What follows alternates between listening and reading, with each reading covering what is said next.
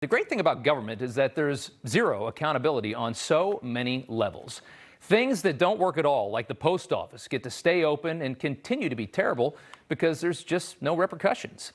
And people who are terrible at their jobs continue to work because there is no accountability.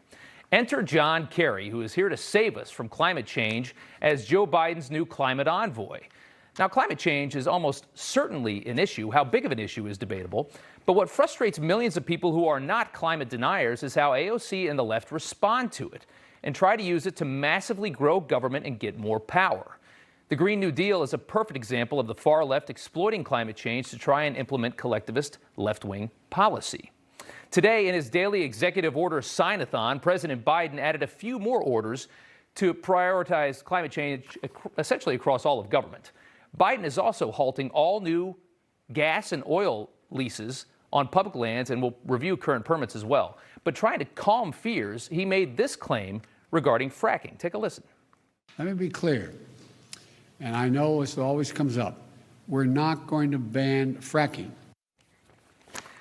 All right. As to whether or not he's telling the truth on this, that's anyone's guess. It wasn't too long ago that Joe Biden said this.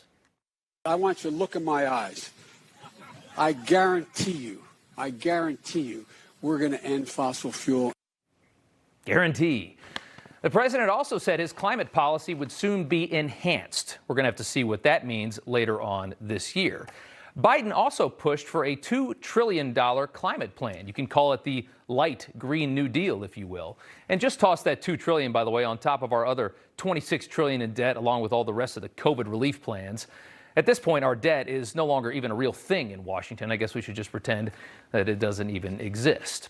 As far as potential tax increases to pay for our Green New Paradise go, yesterday, Senator Rick Scott asked Biden's nominee for Commerce Secretary about tax hikes.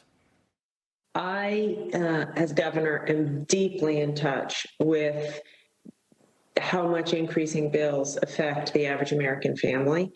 Having said that, we do need to meet the climate change challenge, and we need funds for improved infrastructure, better roads, safer bridges. So, yeah, basically, we're going to have to raise taxes on the middle class to cover a lot of this. By the way, that's the governor of the least business-friendly state in the country, ranked in the year 2019. And she wants to be Commerce Secretary. Some of the decisions made by this administration are hilarious. But back to John Kerry for a second. Kerry made a grand appearance at today's press briefing. And just seconds after applauding Biden for rejoining the Paris Climate Accord, he basically admitted that the agreement is useless. Take a listen. Paris alone is not enough.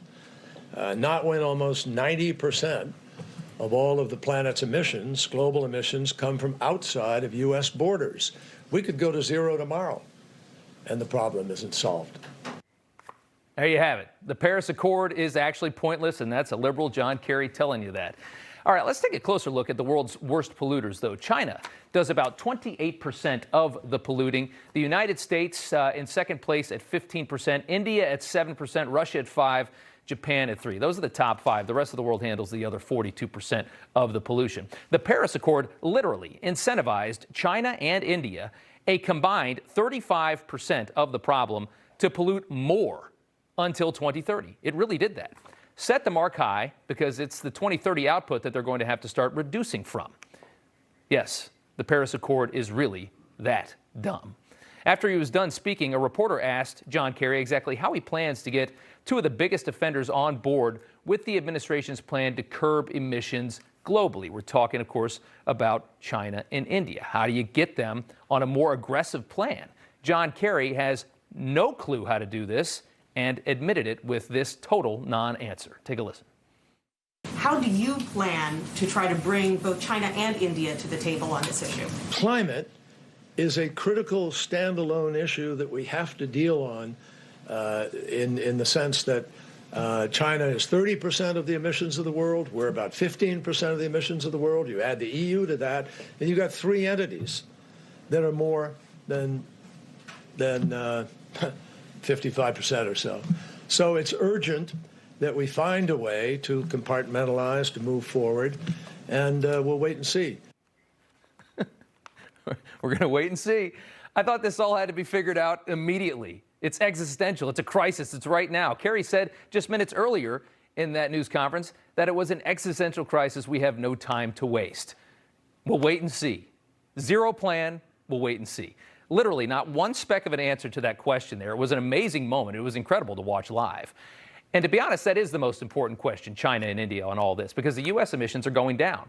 The truth is that these people have no plan on this thing. They just want power, and they want to fatten up this government with their plan. Really making change, other than just, trying to say nice things, they have no clue. Just remember, John Kerry negotiated the Iran nuclear deal, arguably the most embarrassing document this nation ever signed. It released billions of dollars to the Iranian regime, which then they used to finance terrorism all throughout the region, and barely made a dent in Iran's ability to develop a nuclear weapon. There's John. Kerry is the one who famously said this about dealing with the Middle East as well. There will be no separate peace between Israel and the Arab world. I want to make that very clear to all of you. I've heard several prominent politicians in Israel sometimes saying, well, the Arab world's in a different place now. We just have to reach out to them, and we can work some things with the Arab world, and we'll deal with the Palestinians. No, no, no, and no. Four no's, and he was completely wrong. A few months ago, the Trump administration proved just how incredibly wrong Kerry was on all of the Middle East by doing just that. The guy was the Secretary of State. He had no clue. The U.S. went around the Palestinians, and they signed all those deals with the Arab countries. It worked like a charm. No, no, no, no, no. Imagine being in politics as long as John Kerry and having absolutely no idea what you're doing, having absolutely no good instincts. And yet you keep getting jobs. Welcome to government. Sadly, President Biden doesn't fare much better. We all remember former Defense Secretary Robert Gates saying that Biden has been wrong on every major foreign policy decision he has been faced with. You can fact check Gates' statement there. He's right. But because it's Washington, because it's government, Biden and John Kerry, they still get to work. And they're going to save us from climate change now. These two. The U.S. Post Office of Washington politics. Maybe we need to find a FedEx. You just watched Newsmax TV, America's fastest growing cable news channel, now in more than 70 million homes. You can get Newsmax TV on your cable system or check your cable guide. And if your system doesn't carry Newsmax, call them, tell them you want Newsmax TV, because we're real news for real people.